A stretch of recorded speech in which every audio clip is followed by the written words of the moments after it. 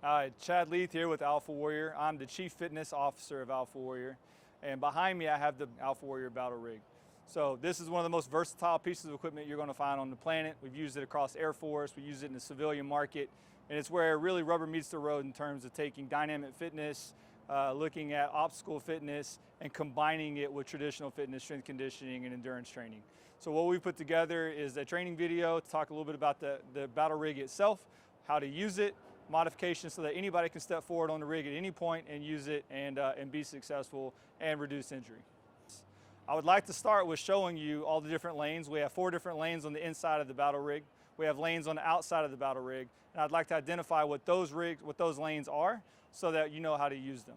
So first, the first lane that we're going to talk about here is ring and ball alley. Okay, so we have ring and ball alley. Ring and ball alley on lane 1 feeds into the cliffhanger. The next lane that you would go into would be battering rams. You would work yourself down battering rams, down this lane. The next lane would be ring and ball alley. The final inside lane would be monkey bars. The outside lane here is devil steps. And on the very far end, we have salmon ladder trainer, which is the uprights. And then of course we have the rope climb. So those will be all the lanes on the inside of the battle rig that we're going to show you how to use and we're going to demonstrate modifications on. All right, so if I can have my volunteer here, my Alpha Warrior. So what we're going to do here is we're going to show you modifications. You can do these modifications on any area of the rig. So if you don't feel comfortable actually moving and traversing across that lane, you can start with modifications. The easiest modification is the dead hang. So all we're going to do here is lift our feet up and we're just hanging from the rig. We're working on good positioning. We're strengthening the shoulders and core so that we have that foundation and platform to actually build and traverse later on. What I want here is a good tight core, and I want shoulders strong and engaged away from the ears. So we just don't want a lazy position, okay? First modification is the dead hang.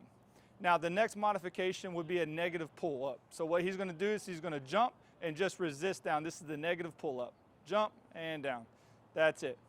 From there he can do a full pull up, and all we're trying to do here is just develop the strength, the grip strength and the shoulder strength and the coordination. Now those are all static modifications. The next modifications become more dynamic. So what he's going to do here is we're going to work on coordination of knee kip and releasing hand. So we're learning to start to create that momentum needed to traverse down that lane. This is the final modification on this lane. Now these modifications can progress. So what we can do is we can move these modifications to an inside lane. You mind taking the monkey bars? So the same modifications we did on the outside, we can do on the inside. Now, instead of releasing, we're going to take that knee kip and we're going to curl that way to create momentum. So before we can learn to traverse, we learn to create momentum. Good. Great. From there, we can learn that we can take that knee kip to the next level. So what we can do is come over here to the salmon ladder. So we can come over here to the salmon ladder trainer, and he's going to work on a knee kip as he releases and goes up to the next bar. Knee kip and up.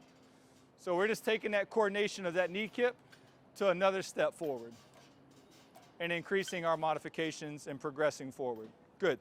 So once we have learned how to do modifications and we've progressed forward and we're now ready to traverse, we can use 2 different types of techniques. We can do what's a matching technique. It's the easiest type of technique you can do. And all he's doing is picking his knee up and then matching hands to each grip. Good, thank you. That's the easiest traverse. The second way to traverse is hand over hand. This is more dynamic, it's faster, it's more athletic, and all he's doing now is swinging, using his momentum to go to the next grip. We can do that on all obstacles. We can do that same thing here on ring and ball alley. We can do it on battering rams. We can do it on devil steps.